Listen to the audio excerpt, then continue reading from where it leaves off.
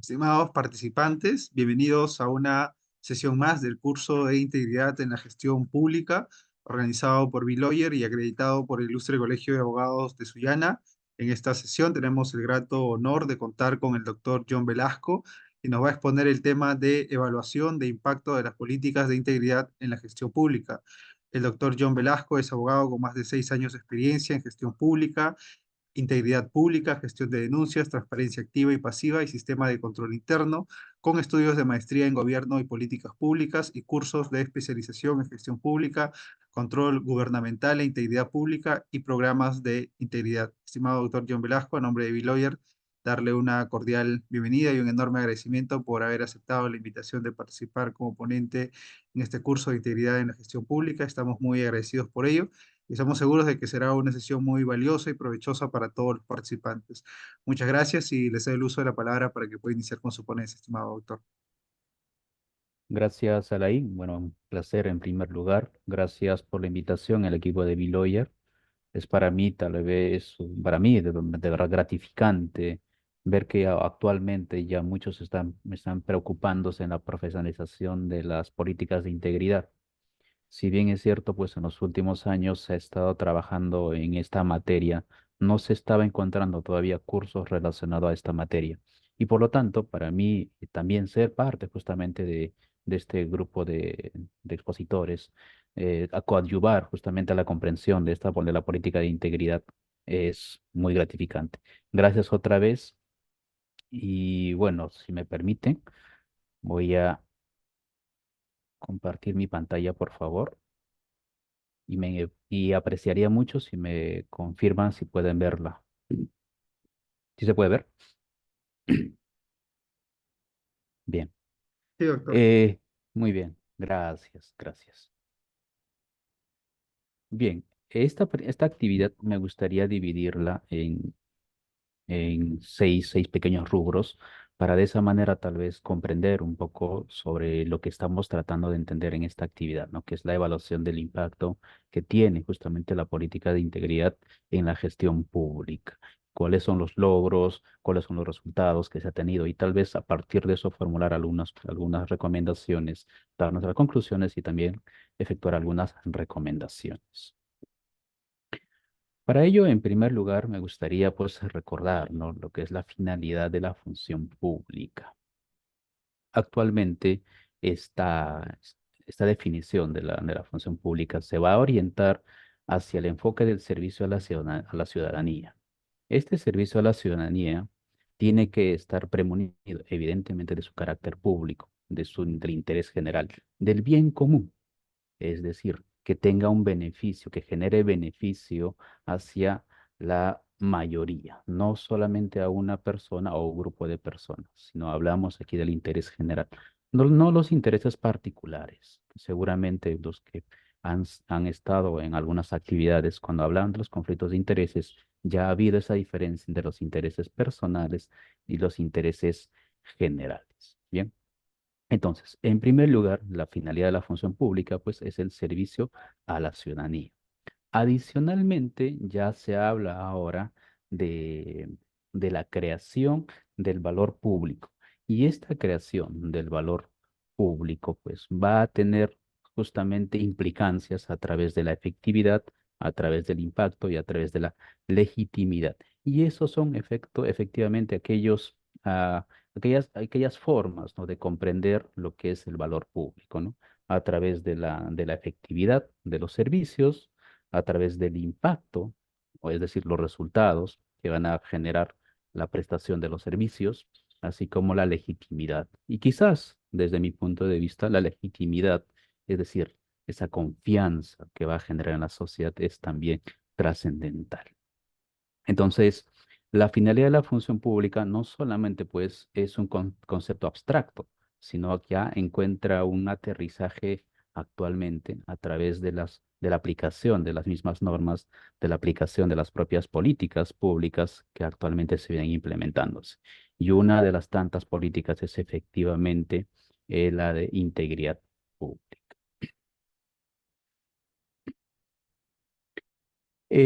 Bueno, se ha tratado de quizás esquematizar cómo está funcionando actualmente, pues no, cómo se articulan en este caso las políticas y planes conforme establece ese plan inclusive, ¿no? Eh, y este mapa es básicamente lo que ese plan ha trabajado dentro de sus documentos de gestión internos.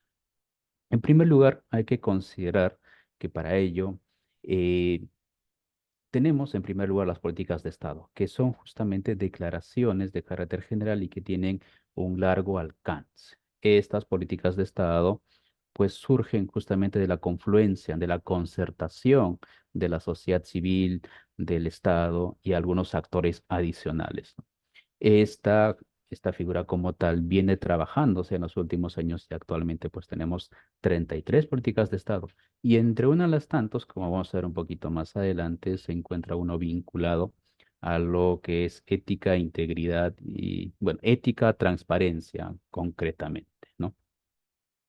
Entonces, dentro de este enfoque, centrémonos en lo que vamos a conocer aquí en las políticas nacionales. Para eso también hay que comprender previamente un concepto, ¿no? El problema público.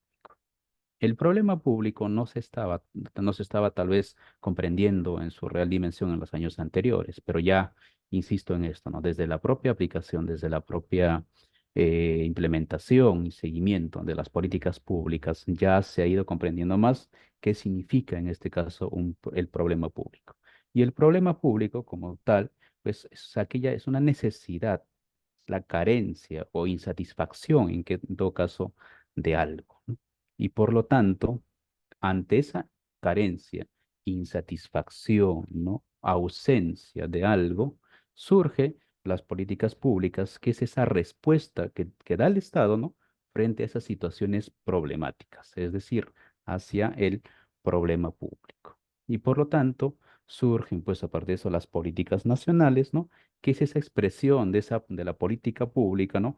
Para brindar un abordaje específico del problema y darle ese carácter público que se necesita. Por eso las políticas públicas como tal tienen esa connotación, van a ser públicas necesariamente. Por eso hay una premisa que se ha ido utilizando de manera permanente y que tiene que quedar claro, creo que para todos los que nos dedicamos actualmente en lo que es trabajando en el sector público o servidores públicos como tal, ¿no? Toda política nacional va a responder a un problema público, ¿no? Sin embargo, en este caso, no todo problema va a requerir necesariamente la formulación de una política nacional. Bien, entonces, teniendo presente eso, vayámonos a la siguiente lámina, donde mencionaba, bueno, ya me confundí, ya había dicho 33, son 35, me corrijo. Dentro de ellos tenemos, pues, en el cuarto objetivo, donde se busca el Estado eficiente, transparente y descentralizado, la política referida, pues, a la promoción de la ética, la transparencia y la erradicación de la corrupción, ¿no? Asimismo, también en confluencia con el lavado de dinero, la evasión tributaria y el contrabando en todas sus formas. Entonces, esta política de Estado como tal ya es una expresión de alguna manera general, es un lineamiento general que va a orientar pues su accionar, en este caso a lo largo de los años, ¿no? Y que, como ya se mencionó, es básicamente producto del consenso que es alcanzado pues entre la sociedad civil, el Estado y los partidos políticos, o sea, es decir, diversos actores. Bien, dicho esto, es importante también conocer, ¿no? Cuáles han sido los hitos al respecto a la implementación, pues, de las políticas de integridad, ¿no? Porque esto no ha nacido, en este caso, de manera inmediata, ¿no? Sino ha sido un proceso.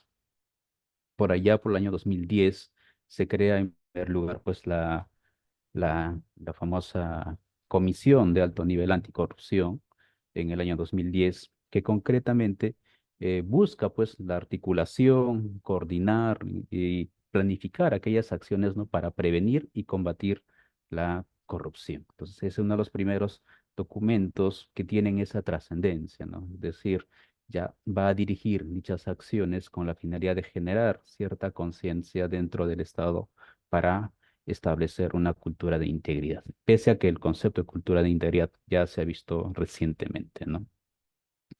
Para el año 2016, para el año 2016 concretamente, y si esto sí lo recuerdo, eh, sucede que el presidente Kuczynski, si mal no recuerdo, conforma, pues, ¿no? La Comisión Presidencial de Integridad, que estuvo dirigida en su momento por el ex defensor del pueblo y también ex ministro de Justicia, Eduardo Vega Luna. Entonces, dentro de las conclusiones de que arribó dicha comisión presidencial, ¿no? Hay una específica, donde habla justamente de fortalecer a la Comisión de Alto Nivel Anticorrupción. Evidentemente, dentro de tantas otras medidas, ¿no? Que parten desde, por ejemplo, la promoción de canales de denuncia, la prevención de los conflictos de intereses, la transparencia de las contrataciones, la prevención del lavado de activos y, en fin, de entre diversas otras tantas recomendaciones. Una en específica vinculada, pues, a crear un sistema de integridad. Este sistema de integridad menciona el documento que debería estar a cargo de una oficina de integridad adscrita dentro de la presidencia del Consejo de Ministros y que actuaría como ente rector, dentro de los cuales serían sus funciones, por ejemplo, ¿no? La implementación o en este caso la ejecución de acciones o actividades para prevenir la corrupción, identificación de riesgos o la gestión de riesgos y otras tantas actividades que son cuatro en total. Entonces, ese es el primer documento yo donde se habla justamente de un sistema de integridad.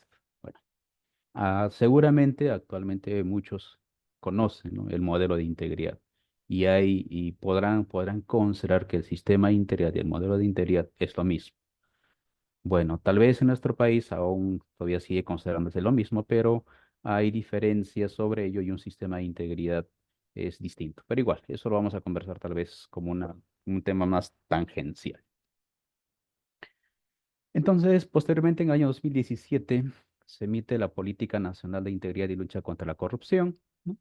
Donde ya se define, en primer lugar, a la corrupción en su momento, ¿no? Se define como el abuso, ¿no? Del poder público, el uso del poder público, uso indebido del poder público, ¿no? Esa es la primera definición a nivel de un documento de un documento institucional, de una política propiamente.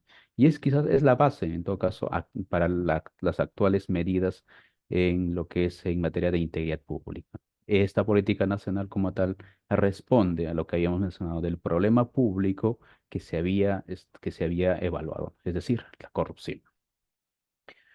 Define también ciertos aspectos, como por ejemplo la pequeña corrupción, la gran corrupción, la mediana corrupción, ¿no?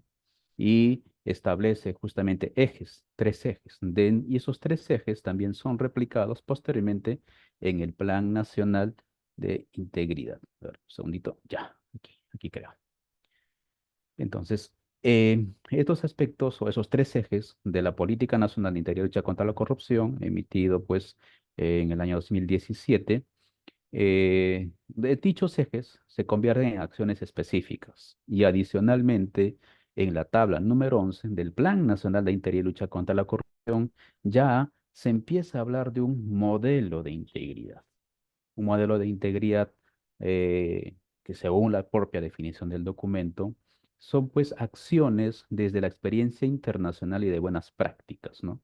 Y son un eje de diversas actividades también a través de diversos componentes que se habla, en primer lugar, del famoso modelo de integridad.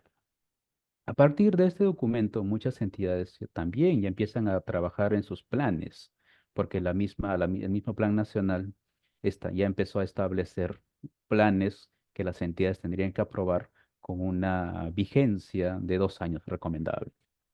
Me acuerdo esos años en los cuales también empezando en la vida laboral en el sector público, empezamos justamente pues, ¿no? en algunas entidades trabajando en algunos planes, ¿no? Por ejemplo, se trabajó en su momento en salud cuando salud tal vez salud es una de las primeras oficinas donde empezó a tener ya una oficina de integridad.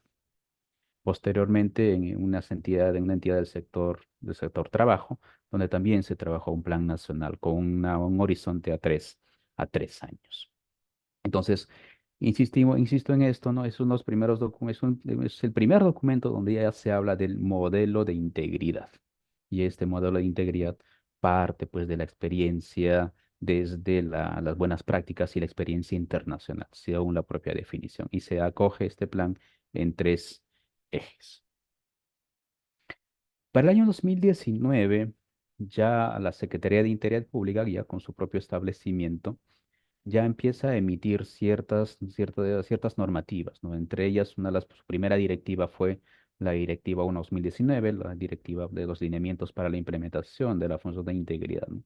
Donde ya se empieza a indicar, ¿no? Cuáles son las funciones que debería ejecutar las oficinas de integridad. Tal vez algo que no mencioné en el año 2017 fue que también se aprobó en su momento el decreto legislativo 1327, donde habla ya en su reglamento más precisamente de las funciones de las oficinas de integridad. Y eso, posteriormente en el año 2019, son acogidas y abarca justamente diversas herramientas vinculadas a, por ejemplo, a la ética, a la transparencia, al sistema de control interno, aunque control interno lo incluyen recién por el año 2020, no todavía en el año 2019, sino recién en el año 2019 cuando modifican, perdón, en el año 2020, cuando modifican el reglamento del decreto legislativo 1327. Entonces, también se empieza a hablar ya de ahí en ese momento de las oficinas de integridad institucional y la forma en cómo se tenía que ir implementando la función de integridad dentro de las entidades, ¿no?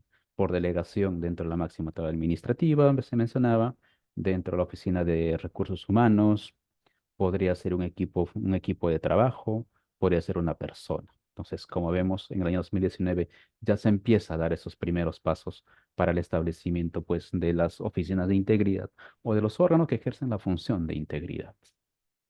Para el año 2020, como ya lo mencioné, pues se modifica justamente el reglamento del decreto legislativo 1327 y se incluye pues dentro unas funciones que desempeñarían las oficinas de integridad lo relacionado al sistema de control interno, que es lo que actualmente ya se viene trabajando, ¿no? Y por eso su enfoque de las oficinas de integridad se resumen y quizás en cuatro ámbitos globales, generales, ¿no?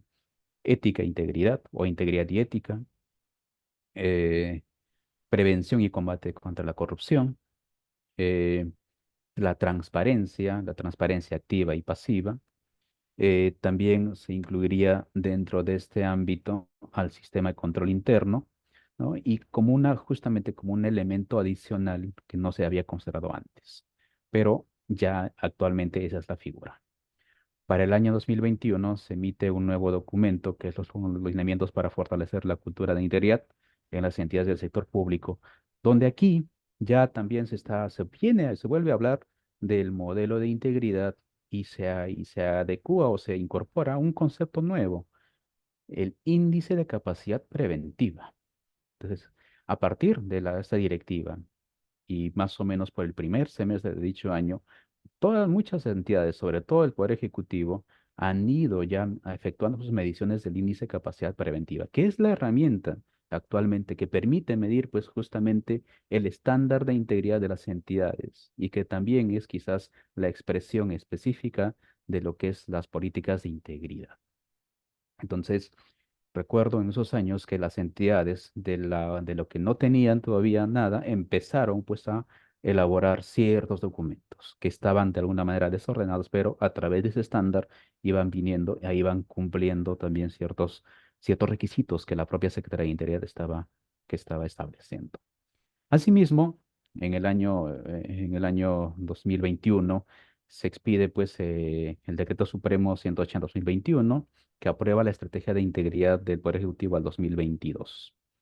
Lo trascendental dentro de ese documento es, y dado que para el año 2021 ya estaba quedándose sin efecto o quedando sin efecto la, el Plan Nacional de Integridad y Lucha contra la Corrupción, declara expresamente que se mantiene vigente el cuadro número 11 de dicho plan, es decir, el modelo de integridad. Y por lo tanto, se acoge ese modelo y a través de la directiva, al complementarse con la directiva, ya las entidades empiezan a hablar de los 9 componentes que actualmente se viene trabajando en el ámbito de las entidades, ¿no? Entonces, queda queda quizás de alguna manera evidente y claro y concreto que en el año 2021 es donde se estructura de manera ordenada, organizada los 9 componentes del modelo de integridad que a la fecha vienen trabajando. Y después del año 2021 se tuvieron 2 mediciones, para el año 2022 también se tuvieron otras 2 mediciones, y para el año 2023 es donde, a mi punto de vista, ya ha habido un ordenamiento más coherente respecto a lo que son las evaluaciones del índice de capacidad preventiva. En primer lugar, desde la aprobación de la guía de evaluación del estándar de integridad de etapa 1 y 2. Si bien es cierto, esta es una aprobación posterior a la guía para la gestión de riesgos, lo puse en ese orden debido a que, insisto en esto, ¿no? A que buscaba el ordenamiento al respecto a lo que son, pues, la medición del índice de capacidad preventiva dentro de las entidades. Es decir, a partir de esa fecha recién se empieza a tener ya un documento formal donde se establece cuáles son los aspectos, cuáles son los puntos que se tienen que considerar para la medición del ICP. Y la guía para la gestión de riesgos, bueno, concretamente creo que no he sido yo el único. Este documento como tal, pues no resultó chino en su momento, ¿no? Porque no lo entendíamos. Pero dentro del proceso ha sido también agradable leerlo, entenderlo y aplicarlo a la fecha, ¿no? Y esta parte, lo que es la gestión de riesgos, es el aspecto que vamos a ver un poquito más adelante, ¿no? Que está todavía quedando en cierta deficiencia y eso es casi transversal para muchas de las entidades. Bien. ¿Y cuál es el futuro? En todo caso, en la implementación de la política de integridad, ¿no? Bueno, recordemos que parece en el 2024 se ha dejado sin efecto la directiva del año 2019, ya se ha alcanzado, se ha abarcado un poco más la figura de lo que es la implementación de la función de integridad dentro de las entidades del Estado, ¿no? Se han mejorado ciertos aspectos y a partir de eso las entidades también vienen adecuándose. Y bueno, ¿cuál es la meta final desde mi punto de vista, no? Muchos consideran respecto a lo que es la implementación de la política de integridad que es una necesidad o una exigencia efectuada por la OCDE para incorporarnos dentro de ella. Sí, es verdad, no se va a negar eso. Efectivamente, es un requerimiento que hizo. Sin embargo, veamos también que las políticas de integridad, como toda política pública, buscan quizás prevenir o en este caso detener ciertos problemas, ¿no? O un problema público específico. Y en este caso ese problema público específico pues es la corrupción. Entonces, por lo tanto, la meta final pues es de alguna manera, ¿no? Y creo que la visión de los gestores públicos, nosotros como gestores públicos, es justamente implementar o establecer la cultura de integridad dentro de las entidades.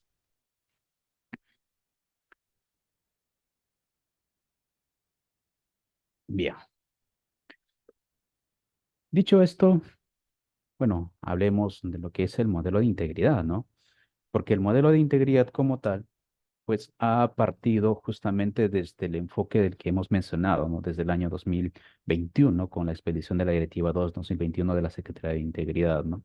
Y mucho antes del Plan Nacional. Sin embargo, con la expedición de dicha directiva ya se tiene bien claro cuáles son, pues, esos componentes del modelo de integridad, ¿no? Siendo el primero de ellos el compromiso de la alta dirección, ¿no? Que es evidentemente necesario. Se busca el apoyo absoluto y explícito y visible, ¿no? De la alta dirección para fortalecer la cultura de integridad dentro de las entidades. Y esto además tiene que estar acompañado pues, de la cultura organizacional, es decir, de los valores y las creencias, y también desde la propia declaración de los objetivos y metas institucionales orientadas hacia la integridad. Este aspecto muchas entidades vienen trabajándolo aún, siguen fortaleciéndose y la idea de todo esto es que efectivamente se logre un conocimiento expreso, un conocimiento tal vez también concreto sobre qué significa el compromiso de la alta dirección.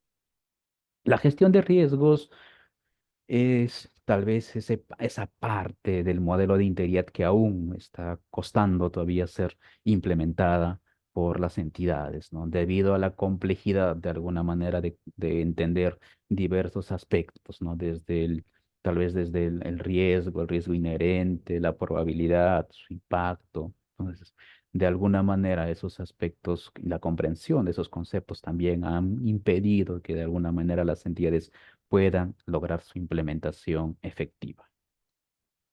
Las políticas de cumplimiento e integridad es un componente más, ¿no? Entonces, acá la propia directiva dice, ¿no? Cuando hablamos de las políticas de cumplimiento e integridad, no estamos hablando de la expedición de un documento, no basta con el, o no es que no basta, sino no debe comprenderse cuando hablamos de este componente, las políticas de integridad, que es la expedición de una política específica, no, sino que son actos, acciones, herramientas que la entidad tiene que implementar para fortalecer la cultura de integridad dentro de su contexto. Entonces, dentro de los cuales está, por ejemplo, pues los conflictos de intereses, la gestión de intereses, la contratación de personal, los códigos de conducta, ¿no? Esencial, tal vez, los códigos de conducta, porque estos códigos de conducta van a orientar, determinar cuál es el componente o cómo tiene que comportarse un servidor, ¿no?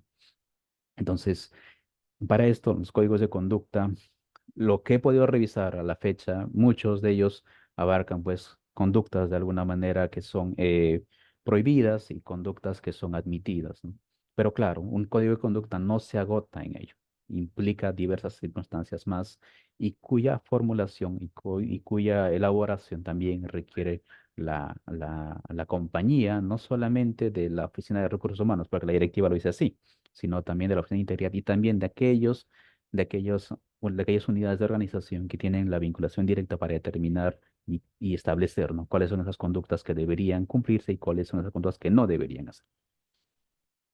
La transparencia, tenemos para ello pues la transparencia activa y la transparencia pasiva, ya lo conocemos, ¿no? El acceso a la información pública, lo que es el portal de transparencia, gobierno abierto, rendición de cuentas, ¿no? Participación ciudadana. Entonces, y recordemos a partir de esto recientemente la aprobación del nuevo reglamento, la Ley de Transparencia y Información Pública, que está justamente orientando actualmente pues ya al cumplimiento de esta norma, ¿no? Y ya exige inclusive también el establecimiento de formatos o en este caso reportes, ¿no? Que es con miras evidentemente ya al cumplimiento de tanto de la información semestral o mensual o según lo que concierne y también los consolidados anuales que deben presentar.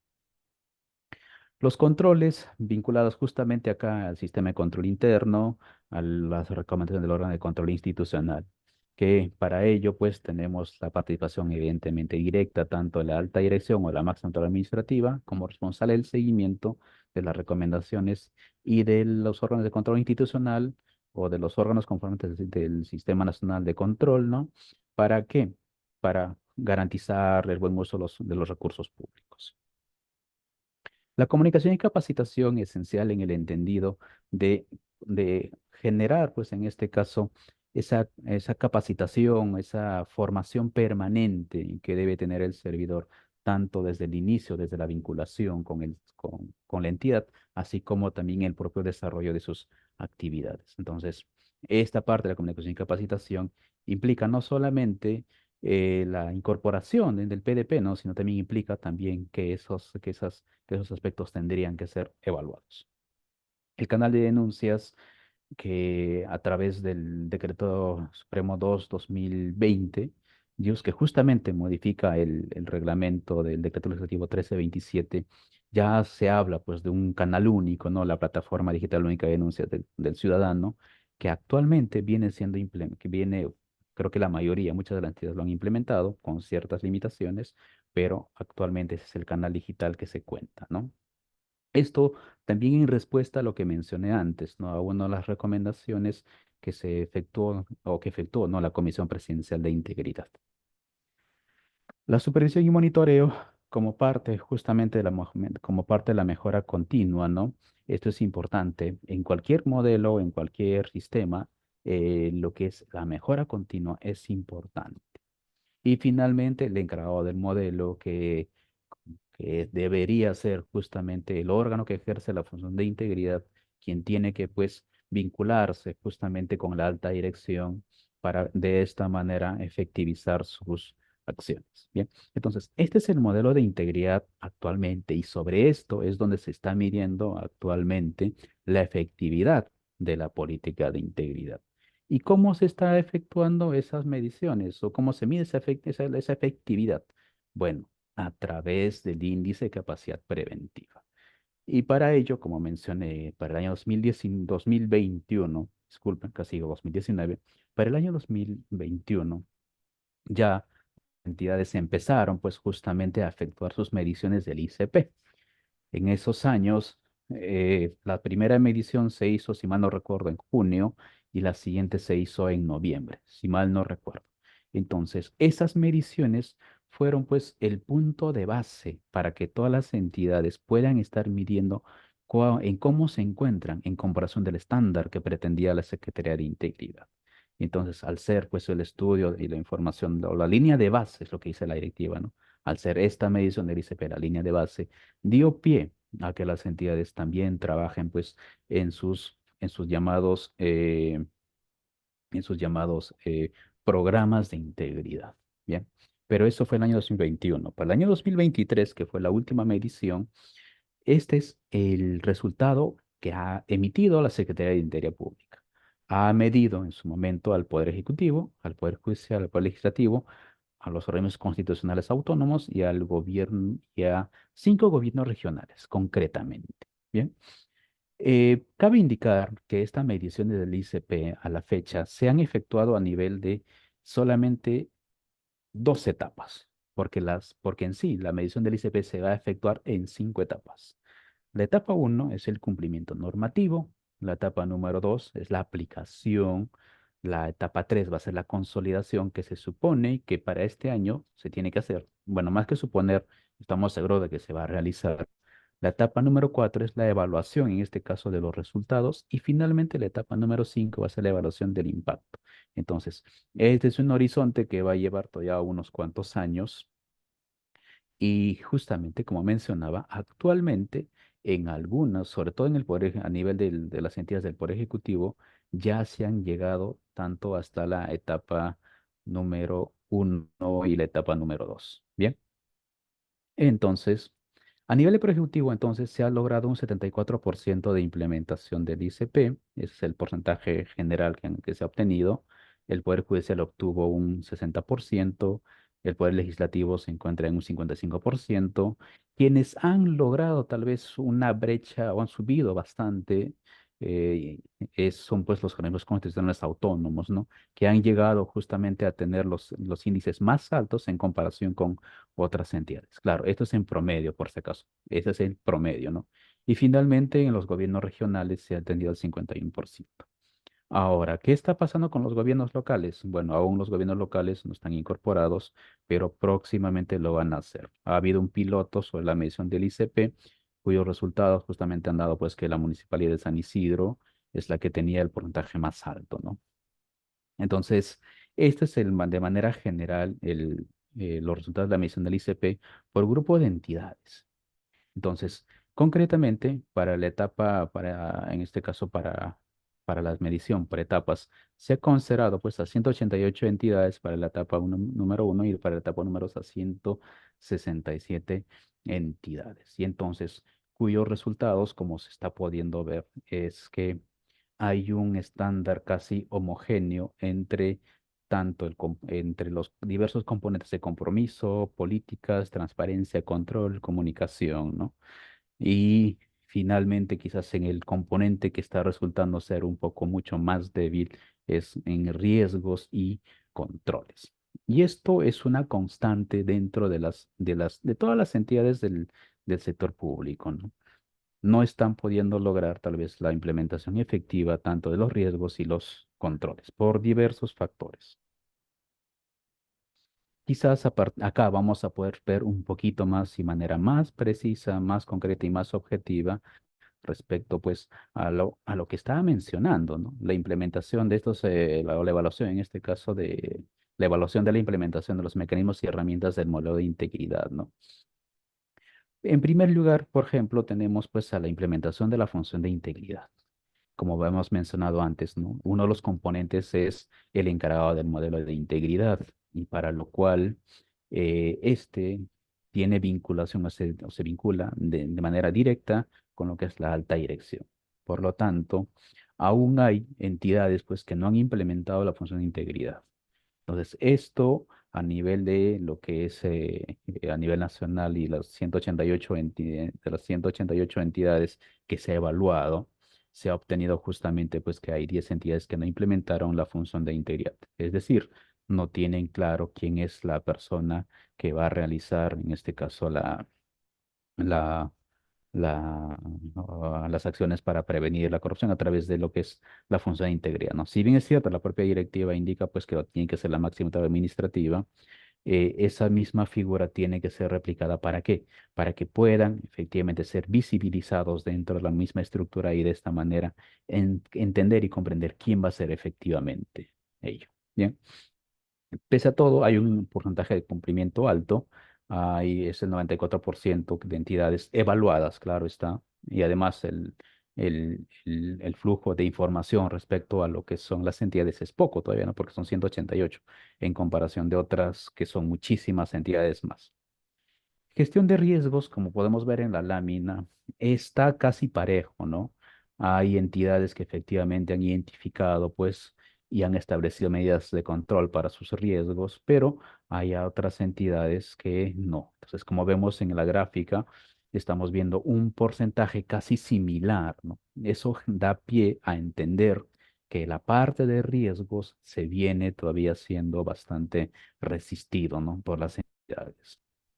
Puede ser por muchos factores, quizás la complejidad de la directiva o de la guía, perdón, o quizás tal vez también porque, y eso sí puede ser, ¿no? Que muchas entidades tienen todavía, en este caso, limitaciones para poder implementar la función de integridad y por lo tanto que este responsable de la implementación de la función de integridad también dirija todo este proceso de gestión de riesgo. Del registro de visitas en línea, de igual manera, igual hay un avance bastante importante. Tenemos un 75% de entidades que han implementado, ¿no? Su registro de visitas en línea. Esto genera justamente también convicción respecto a la transparencia, ¿no? Es decir, se está visibilizando con quienes los funcionarios públicos se vienen reuniendo. Esto es importante desde el enfoque justamente de la transparencia activa. La plataforma digital única de denuncias del ciudadano, bueno, este punto de igual manera no es complejo este punto, ¿no? Pero pese a eso, hay entidades que aún no han logrado implementar. Entonces, se espera pues que para las próximas evaluaciones ya las entidades puedan tal vez cumplir con ciertos aspectos, ¿no? No estoy seguro si dentro de la sesión habrá alguna persona que esté llevando el curso de especialización del Ministerio de Justicia, ¿no? Justo dentro de uno de los aspectos de una de las clases se ha considerado, se ha comentado, ¿no? Dentro del modelo de integridad, ¿cuáles son aquellos componentes que han sido más fáciles de implementar y cuáles no? Y bueno, en el año pasado que yo participé en ese curso de especialización, la mayor cantidad de equipos respondieron que lo más sencillo es la implementación de la plataforma digital única de denuncias. ¿Y por qué? Porque básicamente es cumplir lo que dice la norma, ¿no? Entonces, pese a eso, como vemos, aún todavía no se ha implementado. Insistimos en esto, no creo que sea por un aspecto tal vez de falta de compromiso, sino tal vez es que aún hay aspectos que también las entidades sufren, ¿no? Desde el mismo hecho de la rotación de personal, tal vez, de falta de capacidad operativa que pueda tener las oficinas de integridad. Y quizás eso sí pueda ser cierto. Otro aspecto, la implementación de la plataforma de debida diligencia, ¿no? Actualmente la debida diligencia se viene usando dentro del sector público. Quizás antes muchos solamente lo vinculaban bastante a lo que eran los sistemas de gestión o el sistema de gestión antisoborno, donde se hablaba, ¿no? De la debida diligencia o también en el ámbito privado. Pero actualmente ya las entidades tienen habilitadas la plataforma de diligencia, que al igual que la plataforma digital única de denuncias ciudadanas, es básicamente un trámite específico para poder implementar.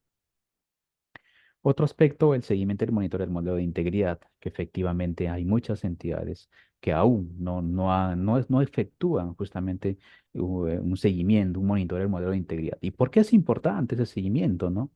Porque para la retroalimentación, para la mejora continua. Y esto es parte no solamente de las herramientas del modelo de integridad o las herramientas vinculadas a la política de integridad, sino también a cualquier política siempre es necesario su seguimiento, su monitoreo y posteriormente la mejora continua.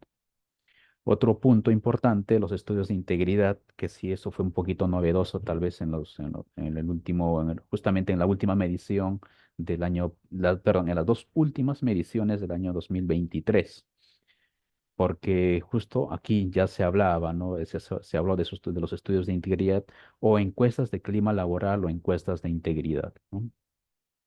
En la entidad donde vengo trabajando actualmente se ha cumplido esto e inclusive pues ahí se ha trabajado conjuntamente con el sector, ¿no?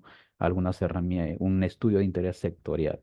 Entonces, esas herramientas coadyuvan efectivamente pues tal vez a conocer la percepción y el conocimiento que tendrían los servidores sobre las herramientas del modelo de integridad y que responden justamente a una política, ¿no? La política de integridad. Entonces, antes de terminar, tal vez con la parte de la evaluación de la política de integridad como tal, hay algunos datos que podemos ir soltando, ¿no? De lo que se ha podido encontrar dentro de la evaluación del índice de capacidad preventiva que ha efectuado justamente la Secretaría de Interior Pública, que actualmente viene siendo pues el ente rector en esta materia, ¿no?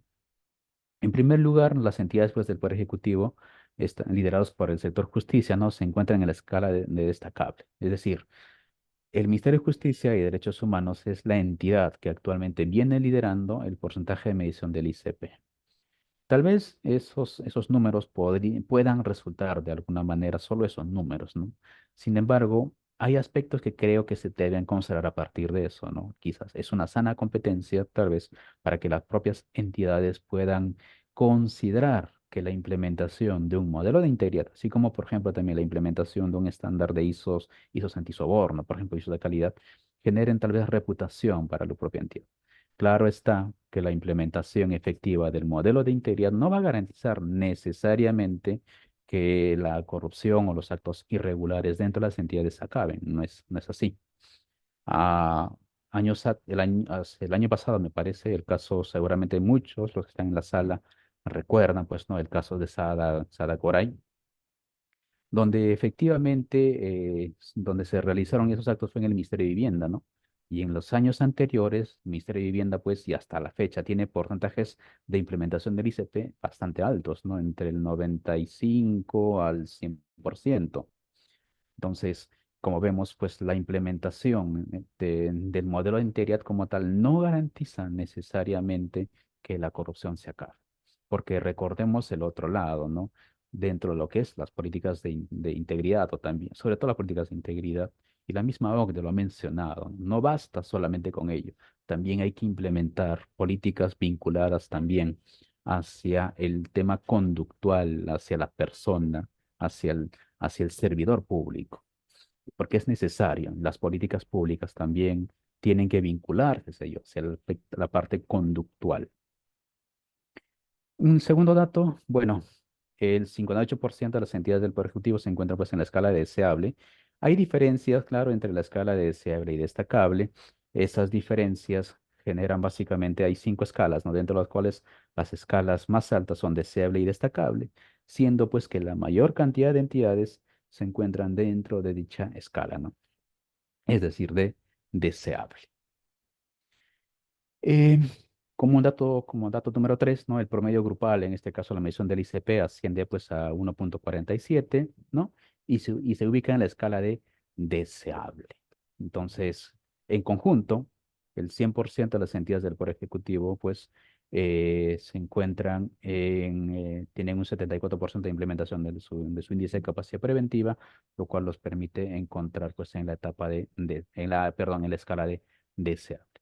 Y como último dato, es básicamente que a la fecha, pues no, las entidades han superado dos etapas, ¿no? Claro, algunas, no todas. En algunas entidades recién han pasado la primera etapa, en algunas entidades ya han pasado dos etapas, otras entidades para este año, claro, está también pendiente, creo que como yo y cualquier otro gestor público seguramente viene esperando la emisión o la aprobación de la nueva guía, ¿no? Para la medición del ICP del año 2024, que tenía que haberse emitido en mayo, si mal no recuerdo, pero miren, ya es prácticamente agosto. Pero bueno.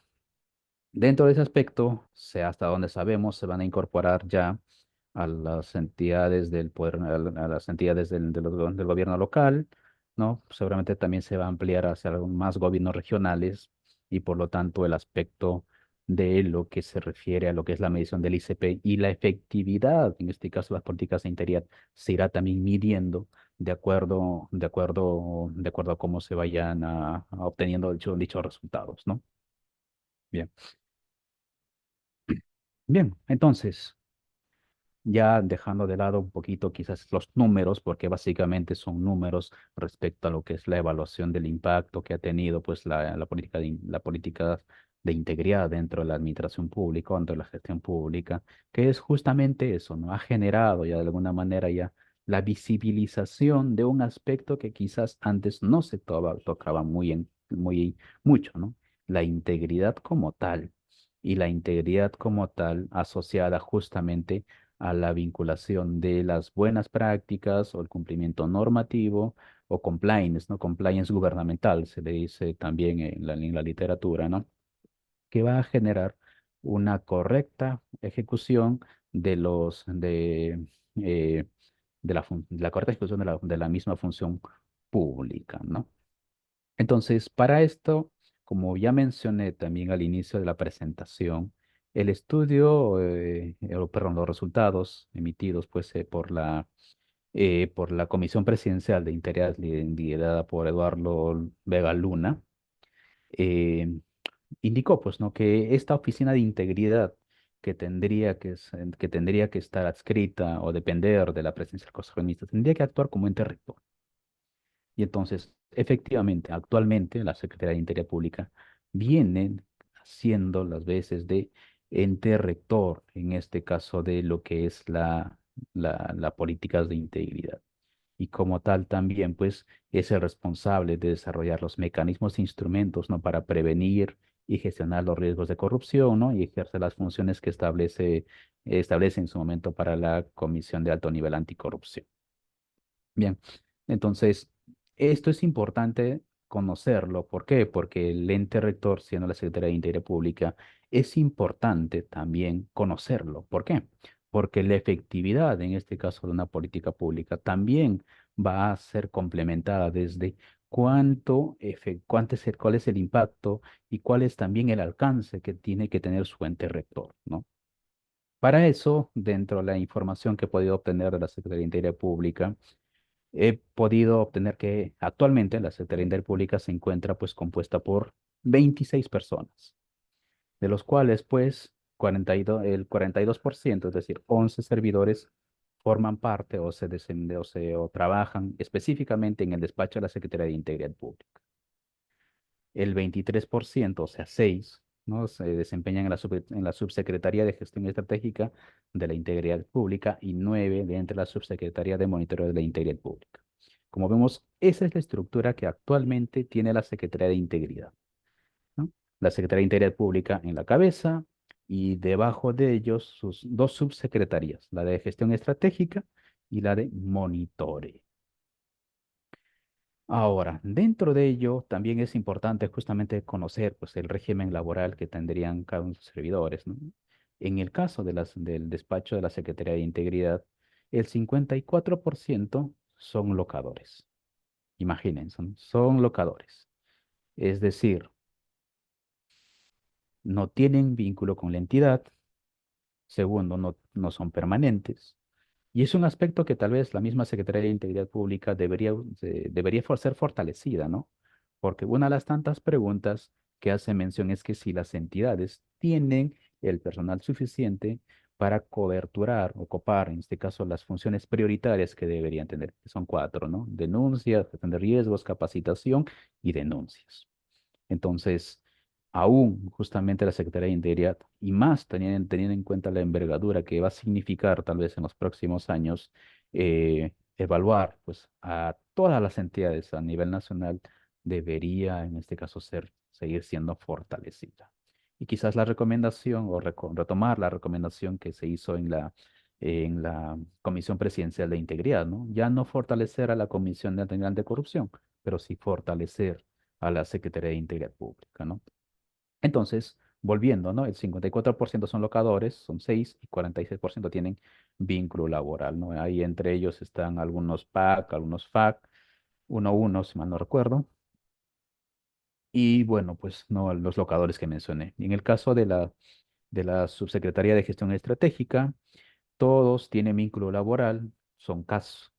Y lo mismo que en la Subsecretaría de Monitoreo de la Integridad, que también son todos CAS, que tienen vínculo laboral. Es decir, si quitáramos a los 6 locadores, solamente tendríamos pues 20 trabajadores, ¿no? Y 20 trabajadores para un universo enorme a nivel nacional es poco, es poco. Algunos aspectos respecto a cómo va funcionando la Secretaría de Integridad, ¿no? Pues predomina, en este caso, el personal contratado bajo el régimen de decreto legislativo 1057, es decir, los CAS, ¿no? Y el 69% son CAS. Los locadores, en su conjunto, los locadores de servicio representan el 23%, ¿no? Hay un PAC y hay un FAC, que en su conjunto pues suman el 2%. Entonces, esa es la proporción que actualmente se tiene, ¿no? Hay más mujeres, tal vez unos datos estadísticos adicionales, ¿no? Creo que en muchas entidades pasa lo mismo, ¿no? Hay más mujeres que varones. Es un equipo multidisciplinario donde están predominando actualmente los abogados. Efectivamente, hay 13 abogados, hay dos profesionales de ciencia política, hay 4 profesionales en el área de contabilidad, hay 2 profesionales de administración y otros vinculados a sistemas, a ingeniería de sistemas, claro, temas de comunicación, comunicadores. Y también hay una asistente administrativa como toda entidad o como toda oficina necesita pues sus asistentes administrativos, ¿no? Entonces, un tema trascendental también que ya mencioné, ¿no? La Secretaría de Integridad cuenta pues con 2 subsecretarías. Y como tal, insisto en esto, ¿no?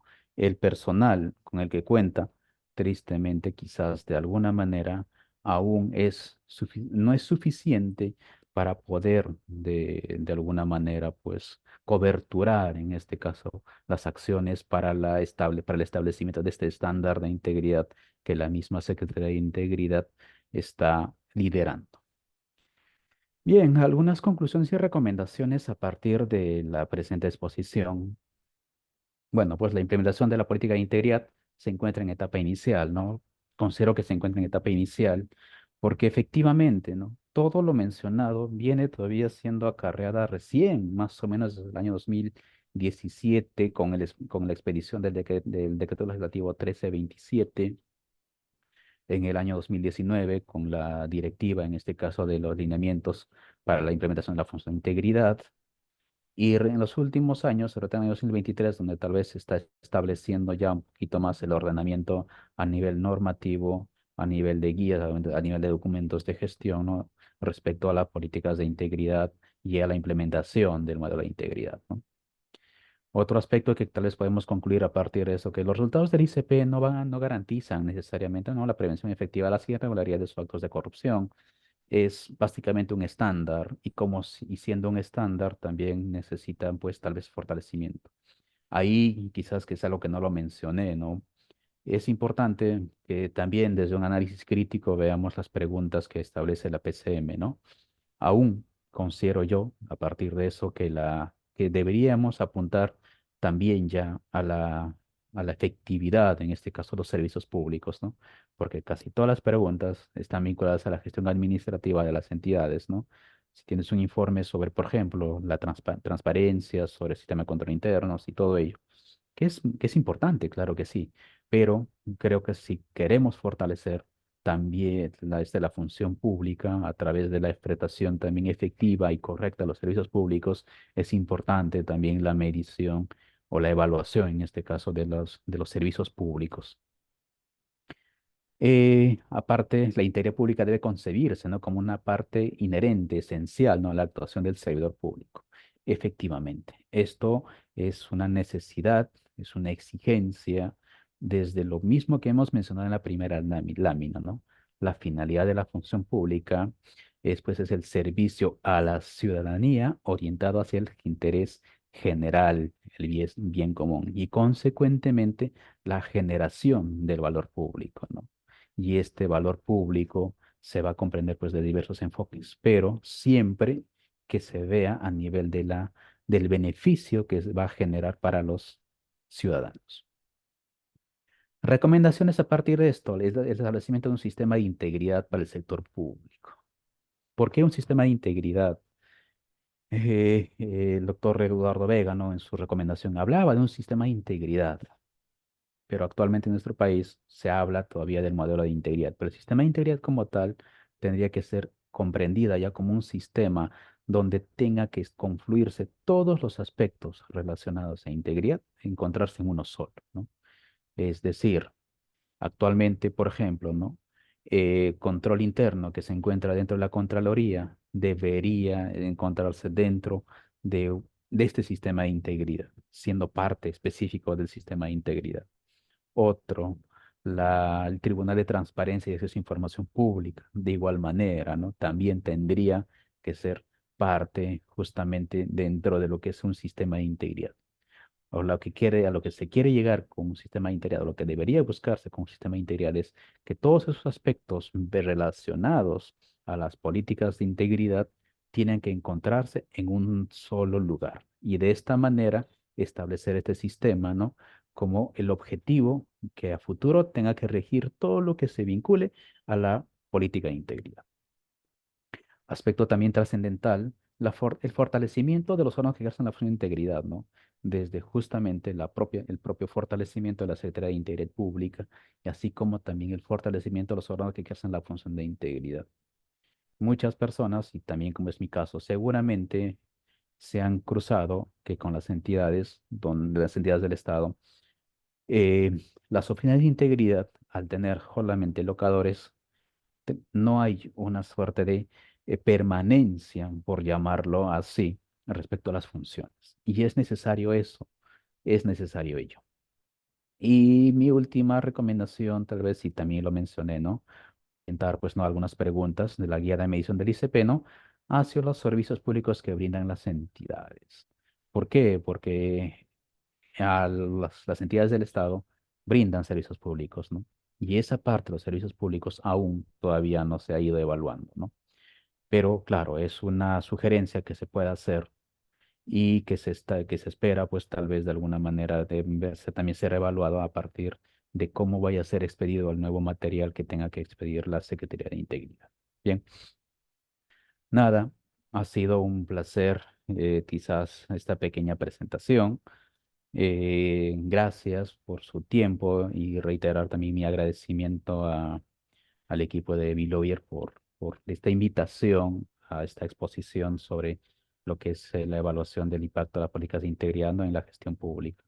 Recordemos a partir de esto, ¿no? Que como toda política necesita justamente no solamente el compromiso, sino también el trabajo permanente de todos los servidores que se encuentran a cargo de dichas políticas. Y no solamente quizás por el propio cumplimiento normativo, sino también por el propio cumplimiento también de los propios retos, objetivos personales y tal vez profesionales. Bien, gracias. Si hubiera una pregunta, claro está, con gusto podemos compartir, conversar o tal vez en su defecto, tal vez algún comentario adicional. Con mucho gusto estoy aquí para todos ustedes. Muchas gracias, estimado doctor, por la excelente disertación. Si alguno de los participantes tiene alguna duda, alguna interrogante, puede levantar su manita y se le cederá el uso de la palabra. O en todo caso, puede dejar su pregunta en la bandeja de mensajes.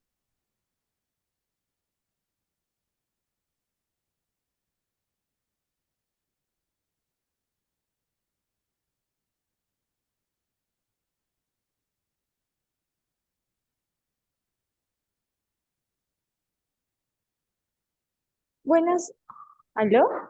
Hola, buenas, ¿no tardas? Hola, sí, ¿cómo estás? Quisiera hacer una pregunta. Al final, ¿cómo se evaluaría si esta política es o sea, tiene efectos positivos, o solamente es un mero gasto más, un procedimiento más. ¿Cómo se daría? Bueno, eh, como toda política pública, pasa por un proceso, pues, ¿no? Desde la propia formulación, la aprobación y luego pasa por una mejora, ¿no? Recordemos que la política de integridad como tal ha sido despedida en el año 2017. Hasta la fecha, la Secretaría de Integridad Pública, según las últimas comunicaciones que hemos tenido, han ido mencionando que se encuentran trabajando en una nueva política. Y como tal, o la actualización de la política, más que una nueva política, se vienen trabajando en la actualización de la política. Y entonces, ese es el camino. O sea, la formulación o la evaluación de las políticas públicas como tal van a pasar a través de la verificación del cumplimiento de sus objetivos y metas. Y a partir de eso establecer nuevas acciones, nuevas herramientas que puedan cerrar tal vez aquellas brechas que de algún momento no se pudieron haber cerrado.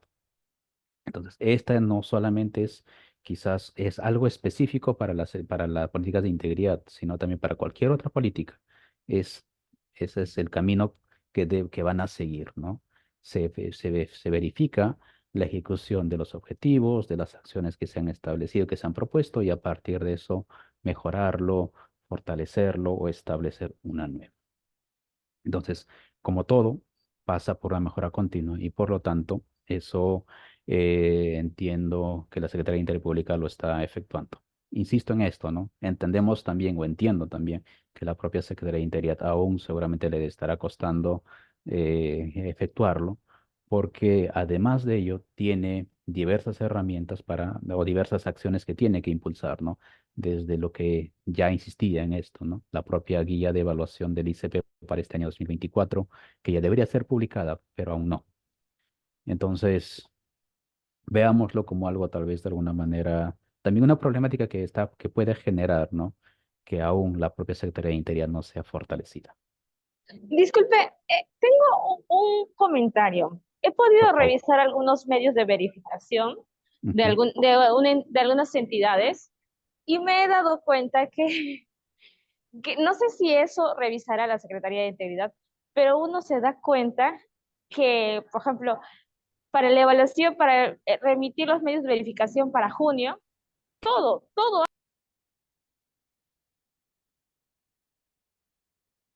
muy rápido. Y yo digo, una política pública sí, se va implementando en el tiempo, pero no puedes hacer todo en menos de 2 meses, en menos de una semana, o sea, y es fugaz.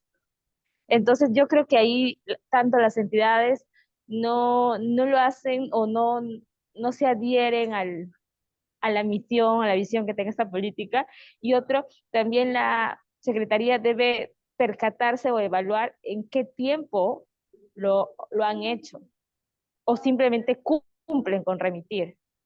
Ok, te entiendo. Sí, estoy de acuerdo contigo, efectivamente. Por eso creo que al momento de de la actividad mencioné, ¿no? Eh, Hay un aspecto que justamente la propia Secretaría de Interior está considerando a partir de eso, ¿no? Que las preguntas justamente son básicamente el cumplimiento de diversos parámetros, ¿no? De esos documentos. Pero recordemos, pues, ¿no? Esos son informes, ¿no? Y los informes, tú sabes que se pueden sacar, como tú bien lo dices, ¿no? En menos de un mes, 2 meses o hasta en semanas. Creo que los que hemos trabajado en lo que es la implementación de estas políticas hemos podido quizás efectuar, verificar ello, ¿no? Y se ha podido hacer eso. Pero insistimos en algo, ¿no? Insisto en algo también y estoy de acuerdo. Estamos en la etapa 2 todavía. La primera etapa fue el cumplimiento normativo, que es básicamente lo que nos dice la norma, ¿no? Ahora se ha medido hasta la etapa número 2 la aplicación.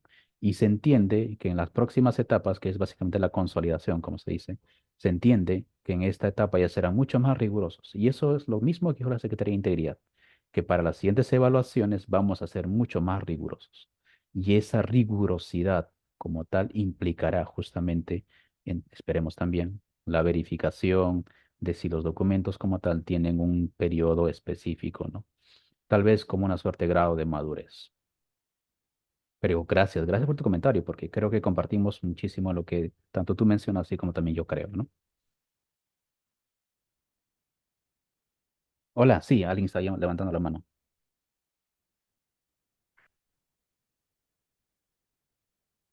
Sí, buenas tardes. Mariel Mendoza le habla. Una consulta. ¿Se ha previsto o se tiene en consideración respecto a la implementación de este modelo de integridad en cuanto a las etapas? Es decir, al cumplir una etapa, pasar a la segunda etapa.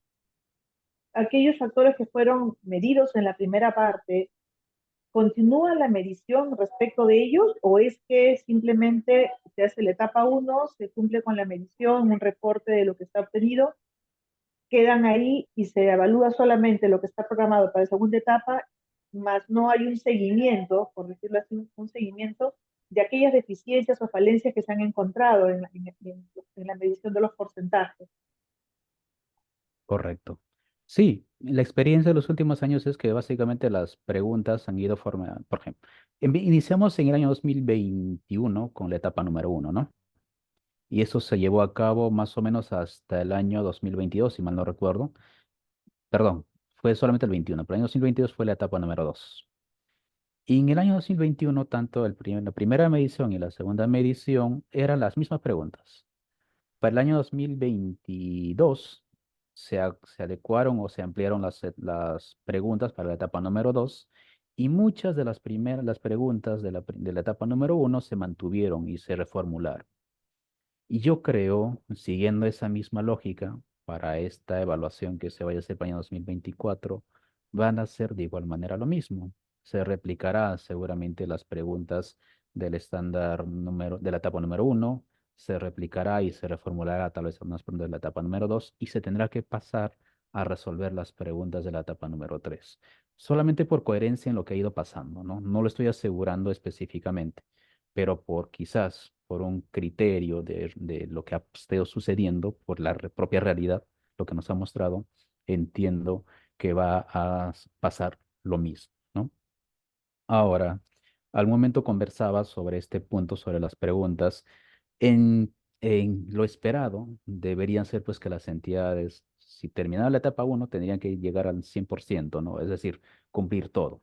Pero no ha sido posible eso y por lo tanto dichas entidades tendrán que seguir efectuando, en este caso, sus respuestas a cada una de estas preguntas. E inclusive las propias entidades que hayan logrado tal vez un estándar altísimo, de igual manera deberán volver, en este caso, a evaluarlo y también responder, ¿no?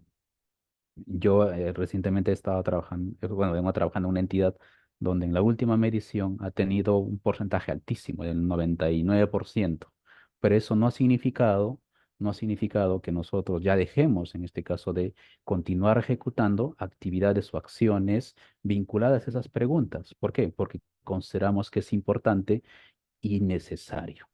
Y quizás desde mi punto de vista, la recomendación sería lo mismo, ¿no?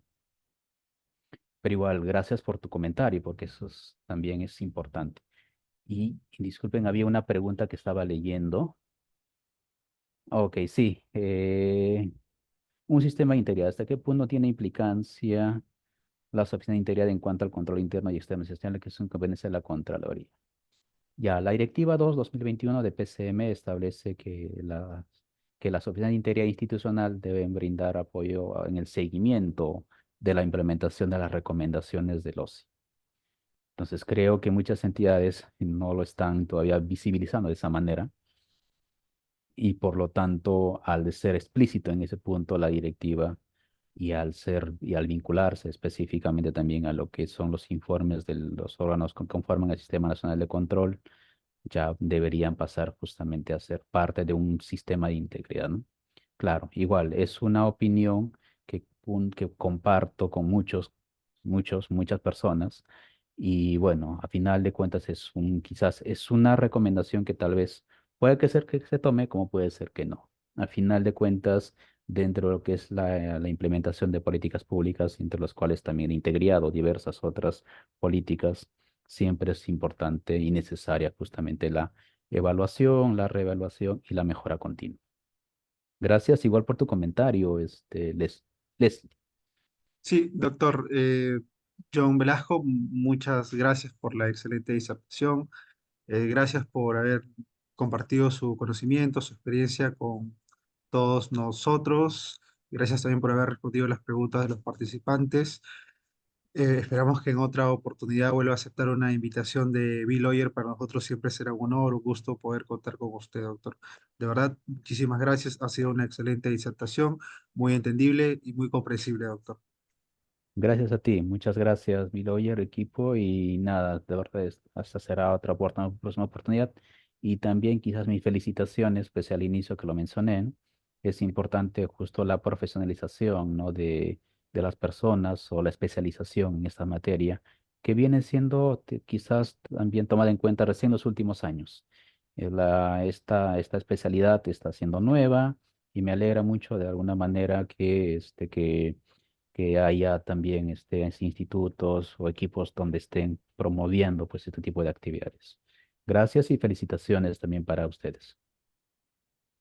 Muchas gracias, estimado doctor. Que tenga una excelente noche. Igualmente, saludos a todos. Gracias.